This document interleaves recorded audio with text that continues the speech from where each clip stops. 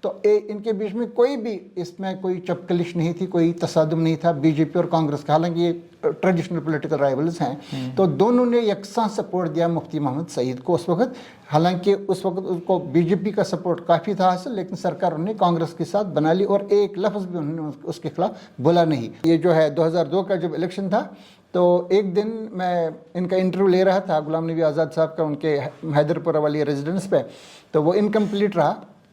تو انہوں نے کہا آپ میرے ساتھ ہی چلیں ایئرپورٹ تو یہ ہم مکمل کر لیں گے، تو میں ان کے ساتھ چلا گیا۔ اتفاقاً ہماری ملاقات وہاں مفتی محمد سعید سے ہوئی، اور وہ بھی کہیں جا رہے تھے، آزاد صاحب دلی جا رہے تھے اور مفتی محمد سعید بھی شاید دلی جا رہے تھے۔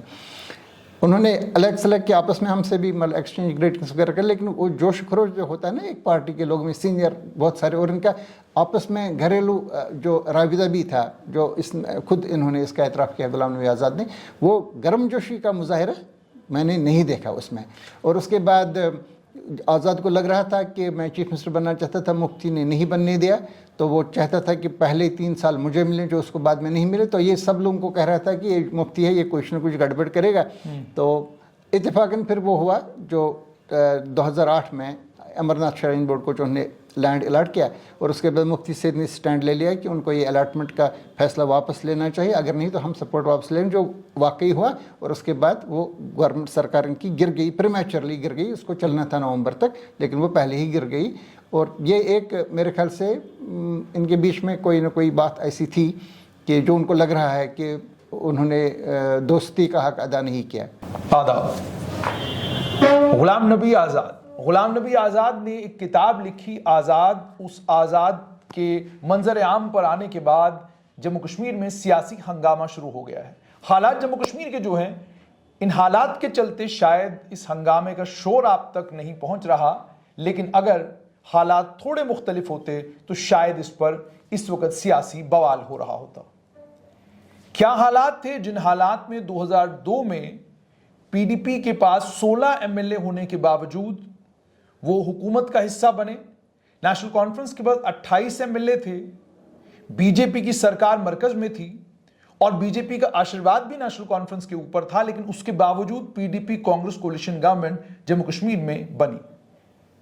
غلام نبی آزاد کی کتاب ابھی ہمارے ہاتھ میں تو آئی نہیں، لیکن جو کچھ لکھا جوکھا اس کا سامنے آیا ہے، اس میں یہ بتایا جا رہا ہے کہ غلام نبی آزاد کو ہوٹل براڈ وے میں بیٹھے بیٹھے چائے کے اوپر اشوک بھان کے ساتھ یہ خیال آیا کہ مفتی سعید کے ساتھ بات کیوں نہ کی جائے، ان کو اس کولیشن گورنمنٹ میں شامل ہونے کی دعوت کیوں نہ دی جائے۔ غلام نبی آزاد نے یہ بھی کہا کہ 42 لوگوں کی حمایت انہیں حاصل تھی۔ میرے ساتھ اس وقت جموں کشمیر کے معروف صحافی، ایک لمبے وقت تک ڈیلی ایکسیلسیئر کے بیورو چیف رہے، اس کے بعد ہندو اور اس کے بعد کئی اور اخباروں میں لکھنے کا انہیں شرف حاصل ہے، احمد علی فیاض صاحب۔ فیاض صاحب بہت بہت شکریہ۔ شکریہ۔ آپ اس دور میں، اس وقت میں خود موجود تھے اور آپ نے یہ تمام چیزیں اپنی آنکھوں کے سامنے ہوتے ہوئی دیکھی ہیں۔ پہلا ریاکشن آپ کا جاننا چاہوں گا کہ جس وقت یہ کتاب منظر عام پر آئی اور غلام نبی آزاد کو لے کر غلام نبی آزاد نے کہا، جو کلیم کیا ہوا، آپ اس کو کیسے دیکھتی ہیں؟ ابھی تک تو میں نے کتاب نہیں پڑھی ہے، ہم نے صرف وہ رپورٹس دیکھی جو نیوز پیپرز میں آئی یا جو ٹیلی ویژن چینلز پہ اس پہ کچھ تھوڑا سی بحث ہوئی، لیکن جب تک ہم کتاب نہیں پڑھ سکتے ہیں تب تک میرے خیال سے اینیکڈوٹس کے بارے میں جو کتاب میں مختلف چیزیں دی گئی ہیں اس کے بارے میں میرے لیے تبصرہ کرنا تھوڑا مشکل ہے، لیکن جہاں تک ہم نے سنا ہے، جتنا اس میں نیوز پیپرز میں آیا ہے، اس پہ ہم بات کر سکتے ہیں۔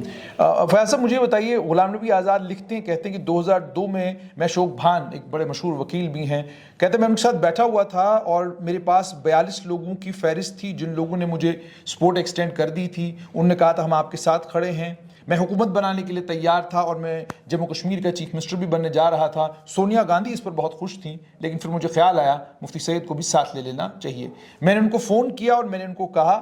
کہ آپ اپنے 4-5 لوگوں کے نام دے دیجئے، ہم ان کو منسٹر بنائیں گے۔ ایک تو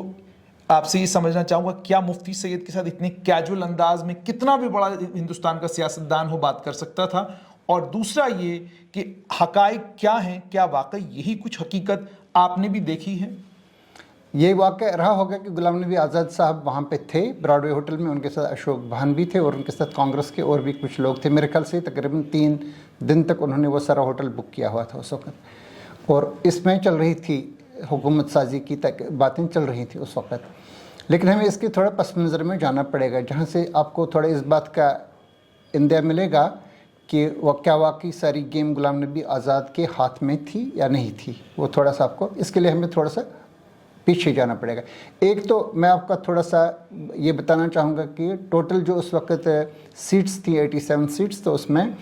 نیشنل کانفرنس کو 28 سیٹس ملی تھی، ٹھیک، یہ 58 سے نیچے آ گئی تھی 28 پہ، تو انہوں نے سیدھے ہی کہا کہ ہمیں مینڈیٹ نہیں ملا ہے حکومت بنانے کا، ہم ڈائریکٹلی انڈائریکٹلی حکومت میں شامل نہیں ہوں گے، یہ انہوں نے اس وقت بتایا تھا۔ اور نیشنل کانفرنس کو سپلٹ کرنا بھی کیونکہ اس وقت کے قانون کے مطابق 2/3 مطلب 1/3 لوگوں کی ضرورت تھی کہ اگر اس میں 28 ہے تو کم سے کم آپ کو 9 یا 10 لوگوں کی ضرورت تھی، وہ سپلٹ بھی تقریباً ناممکن تھا۔ کانگریس کو اس وقت 20 سیٹس ملی تھیں اور 16 سیٹس ملی تھیں پی ڈی پی کو، باقی جو پارٹیز ہیں تقریباً 13 مکمل انڈیپینڈنٹ تھے اور 2 انریکاگنائزڈ پولیٹیکل پارٹیز تھی، مان لیجئے کہ وہ لوگ 15 تھے۔ اگر ان سارے لوگوں کو ہم جمع کریں گے 15 لوگوں کو بھی، تو یہ سارے لوگ غلام نبی آزاد کے صاحب کے ساتھ مل کر کے تو یہ 42 سے زیادہ نہیں بنتے تھے، 42 بنتے تھے، تو اس 42 پہ یہ سوال ہی نہیں تھا سرکار بنانے کا۔ تو ان کو کم سے کم 2 لوگوں کی ضرورت تھی جو مفتی صاحب کو علم تھا کہ میرے بغیر یہ سرکار نہیں بنا سکتے ہیں۔ میں ذاتی طور پہ یہ سمجھتا ہوں کہ جو ہم نے اس وقت محسوس کیا، مفتی محمد سعید کسی لیول پہ مرکز کی لیول پہ، مرکز کا مطلب میرا ہے کہ بی جے پی کے ساتھ بھی اور کانگریس کے ساتھ بھی میرے خیال سے وہ رابطے میں تھے، مسلسل وہ رابطے میں تھے۔ میرے خیال سے وہ رابطہ شاید غلام نبی آزاد صاحب کی لیول سے اوپر لیول کا تھا۔ وہ وجہ یہ ہوئی، میں تھوڑا سا بیک گراؤنڈ میں جانا چاہوں گا، وجہ یہ ہوئی تھی کہ جب نیشنل کانفرنس واپس آئی تھی 96 میں جب الیکشن لڑا، تو یہ لگاتار اصرار کر رہے تھے کہ ہمیں پہلے آپ گریٹر آٹونومی دے دیں، تو ان کو وہاں پہ اس وقت بتایا گیا ہے کہ آپ لوگ آئیں الیکشن لڑیں، اس کے بعد آپ کو دے دیں گے۔ انہوں نے پہلے نہیں مانا، جو اپریل میں ہوا، میرے خیال سے اپریل مئی میں 96 والا پارلیمنٹری الیکشن جو ہوا، تو اس میں نیشنل کانفرنس نے بائیکاٹ کیا، انہوں نے اس میں پارٹیسپیٹ نہیں کیا، جس کے نتیجے میں مطلب کہ اس وقت کانگریس نے 2 سیٹیں حاصل کی، غلام رسول کار صاحب یہاں سے بارہمولہ کوپوارہ سے، غلام محمد میر ماقامی سری نگر بڑگام سے، اور جنتا دل کے مقبول بٹ صاحب وہاں سے، مقبول ڈار صاحب وہاں سے تھے، اننت ناگ سائڈ سے، ساؤتھ کشمیر سے۔ تو وہ سیٹیں چلی گئی تھی کیونکہ نیشنل کانفرنس میدان میں نہیں تھی۔ جب 96 میں انہوں نے الیکشن کی تیاریاں کی، تو ان کو پورا آشواسن دیا گیا، جس میں کئی لوگ تھے مرکز کی لیول پہ، ہرکشن سنگھ سرجیت اور بہت سارے لوگ اس میں شامل تھے، تو انہوں نے کافی ان کو یقین دہانی دی تھی کہ آپ آئیں سرکار الیکشن لڑیں، آپ کو اس کے بعد ہم آپ کو یہ دے دیں گے گریٹر آٹونومی۔ لیکن جب فاروق عبداللہ اس میں آئے تو اس کو وہ کوئی گریٹر آٹونومی وغیرہ نہیں دی گئی، لیکن ان کے منشور میں تھا کہ ہم یہ اس کو واپس لائیں گے۔ تو انہوں نے ایک کمیٹی وہاں پہ بنائی، گریٹر آٹونومی والی کمیٹی، جس میں کئی لوگ تھے جو اس وقت کے لا سیکرٹری غلام حسن تانتر وغیرہ، جو بعد میں بنے اس وقت ایڈیشنل سیکرٹری میرے خیال سے تھے، یہ لوگ اس میں تھے، غلام عبدالرحیم راتر تھے، غلام محی الدین شاہ صاحب تھے، اس میں منسٹرز بھی کئی لوگ تھے، جنہوں نے ایک کمیٹی بنائی، اور اس کمیٹی نے 99 میں اپنی رپورٹ پیش کر لی، جو اس کے بعد اسمبلی میں پاس ہوا ایک متفقہ ریزولوشن۔ آپ یہ سن کے حیران ہو جائیں گے کہ جو بی جے پی کا واحد ایم ایل اے تھا اسمبلی میں، اس نے بھی اس کے حق میں ووٹ دے دیا۔ اچھا، یہ 99 کی بات کر رہے ہیں؟ بالکل، میں آپ کو بتا رہا ہوں کہ 99-2000 میں جو ریزولوشن اسمبلی میں آیا، اس کو گریٹر آٹونومی کے ریزولوشن پہ بی جے پی کے ممبر نے بھی ووٹ دے دیا، ایک بھی ووٹ اس کے خلاف نہیں آیا۔ اس کے بعد یہ لوگ الرٹ ہو گئے دلی والے، جب انہوں نے بھیجا وہاں پہ مرکز میں ہوم منسٹر مسٹر لال کرشن اڈوانی تھے، اور واجپئی صاحب اس وقت پرائم منسٹر ہے، عمر عبداللہ صاحب خود وہاں پہ minister of state for external affairs اس وقت تھے، تو ان کی سرکار میں ایک ان کو وہ برتھ وہاں پہ دی گئی تھی۔ لیکن اندر سے ان کا تعلق فاروق عبداللہ کے ساتھ ہی، میرے خیال سے یہ لوگ خوش نہیں تھے، کیونکہ جس وقت ان کی ماں کا انتقال بھی ہو گیا تھا، تو ہم اس وقت چلے گئے تھے ان کے گھر پہ، اور وہاں سے ہم حضرت بل چلے گئے۔ ہمارے ان کے ساتھ پرائم منسٹر تھے واجپئی، اڈوانی جی تھے جو ڈپٹی پرائم منسٹر اور ہوم منسٹر بھی تھے، اور جارج فرنانڈیز جو تھے ڈیفنس منسٹر، فاروق عبداللہ ان کے ساتھ، میں بھی تھا ان کے ساتھ، ہم اندر چلے گئے تھے وہاں پہ حضرت بل کے اندر۔ I was the only journalist who went in side.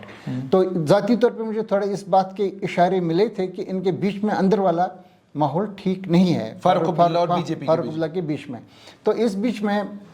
Aahista Aahista ये थोड़ा साफ होने लगा कि मरकज़ी लेवल पे इस बात पे तशवीश है कि एक ही पार्टी यहाँ पे मोनोपली है, जो एक कश्मीर बेस्ड पार्टी है जिसका मुस्लिम मेजॉरिटी का वोट है, क्योंकि यहाँ पे मुस्लिम मेजॉरिटी स्टेट है, 68% पॉपुलेशन इज मुस्लिम्स। तो इसमें ये लोग क्या करते हैं, ये 2/3 मेजॉरिटी हासिल कर लेते हैं, जैसे कि 96 में भी कर ली थी, और उसके बाद ये डिक्टेट करते हैं टर्म्स। तो इस बात पे मेरे ख्याल से एक इत्तेफाक राय हो गया था बीजेपी और कांग्रेस के बीच में किसी लेवल पे, जो शायद किसी कहीं पे लिखा नहीं होगा, लेकिन इस बात की अलामत थी। अगर आप याद करेंगे तो इनके बीच में कोई भी इसमें कोई चपकलिश नहीं थी, कोई तसादुम नहीं था बीजेपी और कांग्रेस का। हालांकि ये ट्रेडिशनल पॉलिटिकल राइवल्स हैं, तो दोनों ने यकसा सपोर्ट दिया मुफ्ती मोहम्मद सईद को उस वक्त। हालांकि उस वक्त उनको बीजेपी का सपोर्ट काफ़ी था हासिल, लेकिन सरकार उन्होंने कांग्रेस के साथ बना ली और एक लफ्ज़ भी उन्होंने उसके खिलाफ बोला नहीं। हालांकि जब वाजपेयी साहब यहाँ पे आए तो मुफ्ती सईद भी उसके जलसे में थे, तो उन्होंने कहा कि ये बारिश भी थम गई है, क्योंकि यहाँ पे मुफ्ती साहब यहाँ पे आ गए, तो ये बारिश भी इसकी वजह से थम गई। मैं कहने का मतलब ये है कि उनको इक्वल सपोर्ट था बीजेपी का और कांग्रेस का। उस लेवल पे एक नेशनल कंसेंसस ये हुआ था कि कश्मीर में पर्टिकुलरली जो नेशनल कॉन्फ्रेंस है, जो मुस्लिम मेजॉरिटी वोट ले लेके 2/3 मेजॉरिटी हासिल कर लेती, इसको स्प्लिट करना चाहिए। कोई भी पार्टी वहाँ पे बने, नई पार्टी कोई खड़ा वहाँ पे हो जाए, और मुफ्ती साहब की पार्टी भी उन्हीं दिनों बनी थी। मैं कॉन्स्पिरेसी थ्योरीज में नहीं जाऊँगा, ना वो मैं प्रोफेसर भीम साहब के उस इल्ज़ाम की बात करूँगा कि उनको पैसा वहाँ से मिला था, मेरे पास उस बात का कोई सबूत नहीं है, लेकिन ये बात मेरे सामने है कि उनको सपोर्ट वहाँ पर मिला था नेशनल इंटरेस्ट में, कि इनको यहाँ पे वो पोजीशन नहीं रहनी चाहिए कि ये डिक्टेट करें टर्म्स दिल्ली को। जैसे आपने जैसे आपने टर्म्स डिक्टेट करने की बात की, फैज साहब आपसे ये भी जानना चाहूँगा कि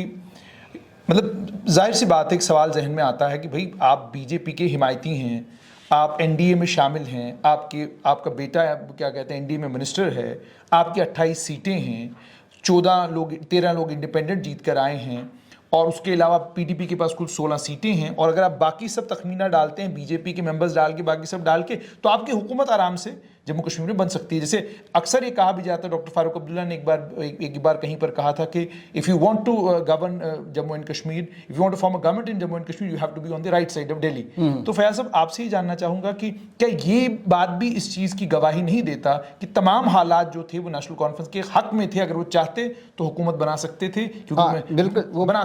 सकते थे, लेकिन यहाँ नेशनल इंटरेस्ट आया और नहीं, उन्होंने अपनी तरफ से उन्होंने ऐलान कर दिया। उस वक्त chief ministerial candidate Omar Abdullah थे, वो खुद इलेक्शन हारे थे। हालांकि बहुत सारे लोगों को लग रहा था वो इलेक्शन नहीं हारेंगे, लेकिन मैं जब उनके ही साथ गया, उमर साहब के साथ, उन्होंने कहा कि हमारा एक जलसा है वहाँ पे गांदरबल में, तो देवेंद्र सिंह राणा इन लोगों ने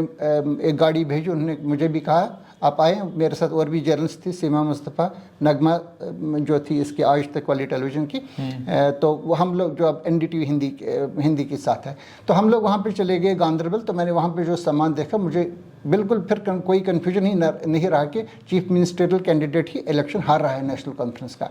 तो बाद में जब इलेक्शन पोलिंग से पहले और काउंटिंग से पहले मेरी स्टोरी जब छपी, तो थोड़ा सा डॉक्टर फारूक अब्दुल्ला को महसूस हुआ कि उन्हें ऐसा नहीं करना चाहिए था, लेकिन उमर अब्दुल्ला ने कोई मतलब मनफी रद्द-ए-अमल का इजहार नहीं किया। वो मेरे ख्याल से कन्विंस्ड थे कि नेशनल कॉन्फ्रेंस इलेक्शन हार रही है। तो इनको एक पूरा धचका हुआ, तो उन्होंने एक हाई मॉरल ग्राउंड ले लिया। तो उन्होंने कहा कि हमें वोट नहीं मिला है हुकूमत साजी के लिए, तो उन्होंने कहा कि we have come down from 58 to 28, इसलिए हमें सरकार नहीं बनानी चाहिए। वो बात क्लियर थी। हालांकि अगर वो चाहती तो वो सरकार बना सकते थे, लेकिन उस मौके पर जब गुलाम नबी आज़ाद आए, तो ये लोग वो तो बिल्कुल एक एस्पिरेंट थे इस मतलब जम्मू कश्मीर के चीफ मिनिस्टर की कुर्सी के लिए। तो उस वक्त वो अपनी तरफ से वो कुछ कोशिशें कर रहे थे। साइमल्टेनियस मेरे ख्याल से मुफ्ती मोहम्मद सईद कांग्रेस और मैंने कहा बीजेपी दोनों के साथ में इन टच थे दिल्ली में। एक दिन मैंने मुफ्ती मोहम्मद सईद को फ़ोन किया जब वो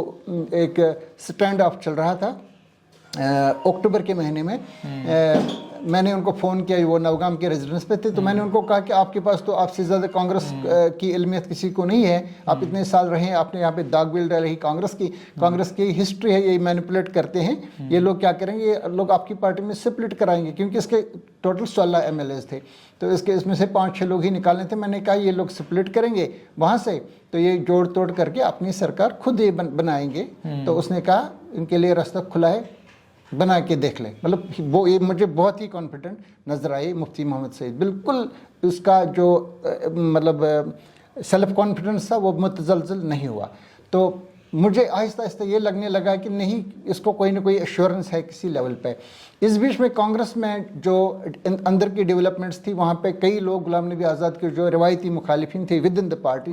जिनमें प्रणब मुखर्जी, दिग्विजय सिंह, अहमद पटेल, ये सारे के सारे लोग ये ओपनली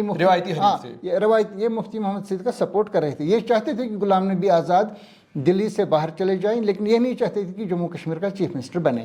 तो इस वजह से उन्होंने अंदर वाले लोगों ने भी और जो बाहर इसके एडवर्सरीज भी थे, इन्होंने इनको चीफ मिनिस्टर नहीं बनने दिया। ये बिल्कुल मुफ्ती मोहम्मद सईद कॉन्फिडेंट थे, हालांकि इनको सिर्फ 16 लोग मिले थे, but he was very confident. लेकिन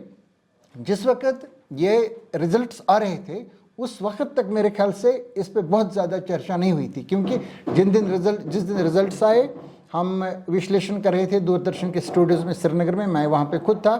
तो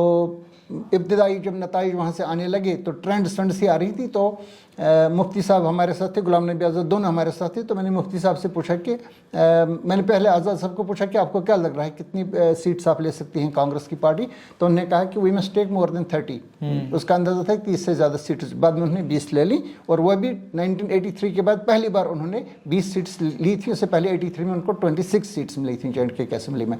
तो गुलाम नबी आज़ाद बड़ा कॉन्फिडेंट था will get 30, but he got 20। मुफ्ती साहब से मैंने पूछा तो उसने कहा हमारी पार्टी नई है PDP, मेरा लग रहा है कि तकरीबन 9 सीट्स हम हासिल कर लेंगे। ऑनर कहा जाए कि 9 सीट, उससे ज़्यादा उसको अंदाज़ा नहीं था। लेकिन जब 16 सीट्स बन गई उसके बाद मेरे ख्याल से he was ambitious for the chair of the chief minister of Jammu and Kashmir and he did the manipulation. जैसे कि वो कहते थे politics is the art of the possible, और वो आर्ट ऑफ द पॉसिबल वहाँ पे बिल्कुल कार फरमा रहा उस वक्त। और आज़ाद साहब जो है वो इक़्तिदार से अलग है। ये इसेंशली जो गुलाम नबी आज़ाद कह रहे हैं कि ही डिसीव्ड मी, मैं ज़ाती तौर पे इससे इत्तेफाक नहीं करता हूँ, क्योंकि मुझे लग रहा है कि ये आज़ाद साहब से ऊपर की लेवल पे कोई गेम चल रहा था। अच्छा फैज़ साहब, मुझे बताइए कि एक शख्स इस दुनिया से चला गया, आप किताब लिख रहे हैं, और किताब भी उस वक्त लिख रहे हैं जिस वक्त आप जम्मू कश्मीर में कोशिश कर रहे हैं कि आप भी एक सियासी मैदान तैयार कर सकें। किताब में तलखी इतनी, आप डिवियस लफ्ज़ का इस्तेमाल कर रहे हैं, आप शैतान कह रहे हैं, आप इन अल्फाज का इस्तेमाल करती हैं। तलखी की वजह क्या तलखी की वजह सिर्फ ये कि 2002 में आप चीफ मिनिस्टर बनने वाले थे और मुफ्ती सईद ने कोई खेल खेला, या ये कि 2008 में जब आपकी हुकूमत अच्छी खासी चल रही थी और उस वक़्त अमरनाथ एजिटेशन शुरू हुई, उस एजिटेशन के नतीजे में आपकी सरकार गिर गई, उसमें भी आप अमल दखल PDP कर रहा, तलखी की वजह क्या? जब एक ही इलाके से दो इम्पोर्टेंट लोग खड़ा हो जाते हैं तो इनमें जाहिर सी बात है नेचुरली इनमें एक राइवलरी पैदा हो जाती है, एक इनसिक्योरिटी रहती है कि एक चाहता है कि दूसरा मुझसे आगे ना बढ़े। मुफ्ती मोहम्मद सईद जो है इन्होंने 1964-65 में यहाँ पे जो कांग्रेस की बुनियाद जिन लोगों ने डाली थी उसमें ये भी एक पेश थे। गुलाम नबी आज़ाद उसके कई साल बाद आए, 70s में आए, और जब पहला इलेक्शन उन्हें लड़ा था वहीं से आपके डोडा एरिया से उन्होंने लड़ा था, तो उनको कुछ मेरे ख्याल से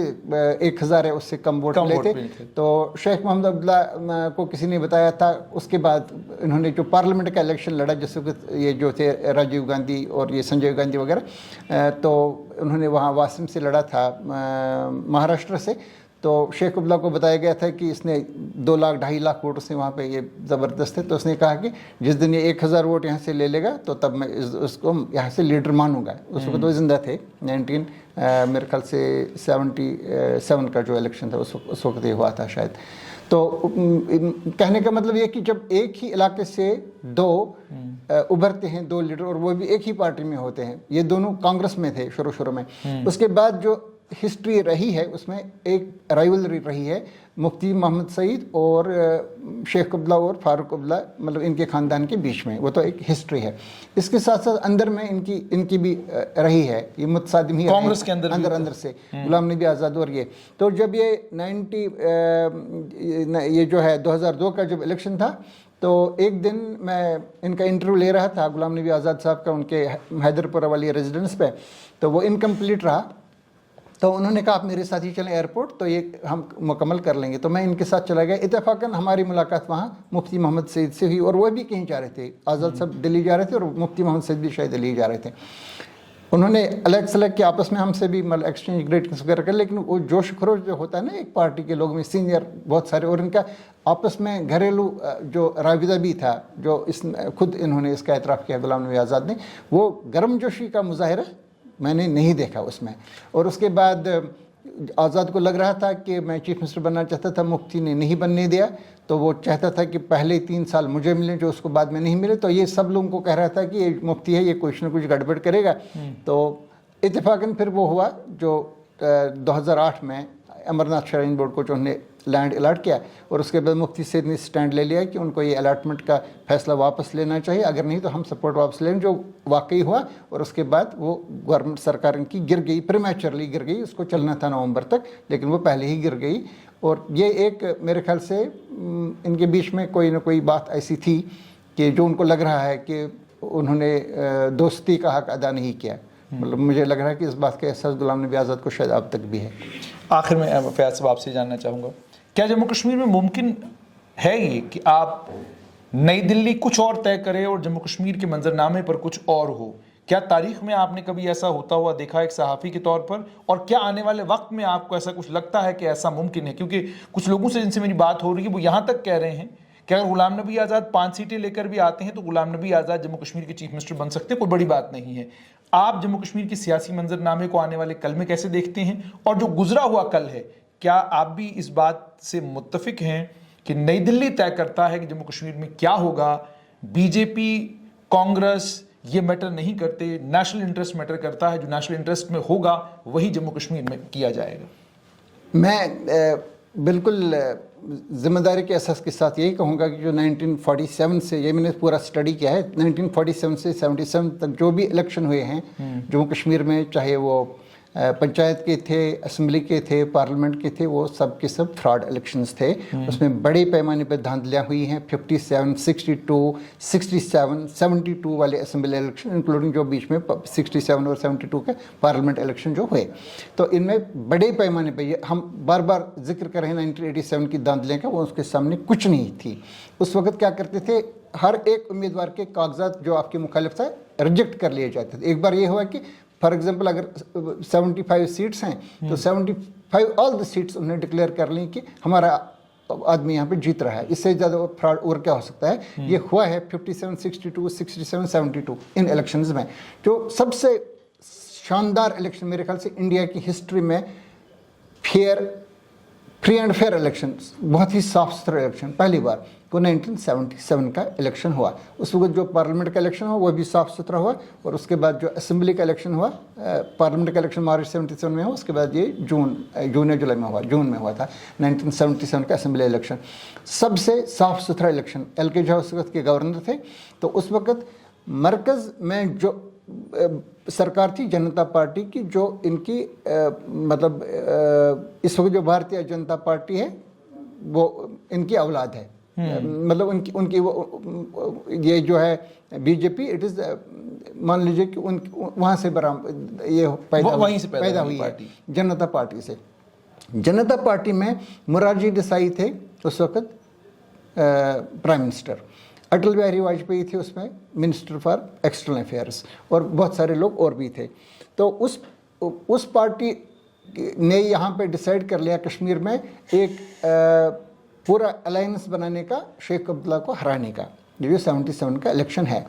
और इधर से कांग्रेस हार चुकी थी, जिन्होंने शेख अब्दुल्ला के साथ समझौता वगैरह कर लिया था, हालांकि आखिरी वक्त भी उसके बाद पार्लियामेंट इलेक्शन हारने के बाद उन्होंने वो सपोर्ट भी वापस ले लिया था 77 में, जो मतलब उसमें कामयाब नहीं हुए थे मुफ्ती इनको हटाने में शेख अब्दुल्ला को, क्योंकि शेख अब्दुल्ला ने एकदम चिट्ठी लिखी गवर्नर को कि असेंबली तहलील कर लें। उस पर काफ़ी बहस हुई उस वक्त। तो ये फिर मेरे ख्याल से नानी पालकी वाला जो थे उस वक्त के सबसे बड़े कानूनदान, तो उनके पास भी उन्होंने भी राय दे दी, नहीं चीफ मिनिस्टर की राय इसमें हतमी है। तो फिर उन्होंने राय दे दी थी कि चीफ मिनिस्टर का मानना है, उन्होंने तहलील कर ली असेंबली और उन्हें नया इलेक्शन कर लिया। इसमें जो मोरारजी देसाई वाली पार्टी थी, ये सब के सब लोग जमा थे, और ये बहुत बार यहाँ पे कश्मीर में आए, उन्होंने वहाँ पे ज़बरदस्त कैंपेनिंग की, और उस कैंपेनिंग में बहुत सारे लोग थे, मतलब तकरीबन 50,000 60,000 लोग भी उसके जलसों में शामिल होते थे। कश्मीर मोटर ड्राइवर्स एसोसिएशन जो थी, मुकम्मल सारी फ्लीट उन्हें हायर कर ली थी। और कश्मीर में जमात इस्लामी को छोड़ करके जो भी लोग थे पॉलिटिक्स में, نیشنل کانفرنس کے علاوہ مطلب جو نیشنل کانفرنس کے مخالفین جماعت اسلامی اس کا حصہ نہیں بنی، جو سب کے سب تھے، اس میں میر وائز، مولوی محمد فاروق وہ بھی شامل تھے، غلام محی الدین کرا وہ بھی شامل تھے، اننت ناگ سے ایک ڈاکٹر مجید تھے، ڈاکٹر جگت موہنی تھی سری نگر سے، اور مولوی افتخار حسین انصاری تھے، عبد الغنی لون تھے، بڑگام کے جو آغا سعید حسن ہیں جو اس وقت حریت کانفرنس کے لیڈر ہیں، یہ سب کے سب لوگ ایک سٹیج پہ جمع ہوئے تھے، مولانا مسعودی صاحب تھے، غلام محی الدین کرا کا شاید میں نے ذکر کر لیا، یہ سارے پریم ناتھ بزاز بھی، یہ سارے کے سارے ایک سٹیج پہ جمع تھے اس کو ہرانے کے لیے، اور ہم اس وقت اسٹوڈنٹ سے چھوٹے تو ہمیں بھی لگ رہا تھا کہ ان کا کافی یہاں پہ زور ہے، لیکن جب یہاں پہ الیکشن ہوا کشمیر میں آخری وقت پہ کشمیریوں کو لگا نہیں ان کو ووٹ دینا ہے، دلی کو ووٹ دینا، تو اس بیچ میں حالانکہ انہوں نے کافی مطلب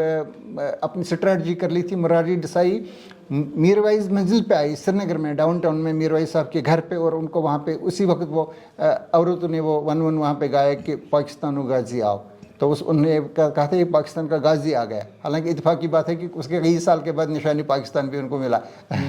مراری ڈسائی کو، لیکن یہ ہوا کہ اس وقت یہ سارے کے سارے لوگ بھی جمع تھے، تو صرف ان کی پارٹی کو 2 سیٹس ملی، عبد الغنی لون کی ہندوارہ سے اور عبد الرشید کابلی کی یہاں عیدگاہ سری نگر سے، اونلی 2 سیٹس۔ عبد الرشید کابلی والی جو سیٹ تھی وہ because of the support of مولوی فاروق، اور عبد الغنی لون کا اپنا وہاں پہ کانسٹیٹوینسی بنی تھی، وہ 2-3 بار وہاں پہ رہے بھی تھے ایم ایل اے، تو ایک نمایاں وہاں پہ لیڈر تھے، تو یہی 2 سیٹس وہ حاصل کر سکے تھے، باقی ساری کی ساری سیٹس نیشنل کانفرنس سویپ کر لی۔ یہ میں بتا رہا ہوں، آپ کہتے ہیں کہ دلی کا ہی ہر بار چلتا ہے، بالکل نہیں چلا، انہوں نے وہاں پہ الیکشن اس وقت صاف ستھرا کیا، اس پہ نیشنل کانفرنس نے اس وقت بھی انہوں نے 2/3 میجارٹی حاصل کر لی تھی، لیکن آہستہ آہستہ جو بعد میں صورتحال پھر ہوئی، خاص طور سے شیخ محمد عبداللہ کی وفات کے بعد جو صورتحال ہوئی، اس میں امیڈیٹلی آفٹر دیٹ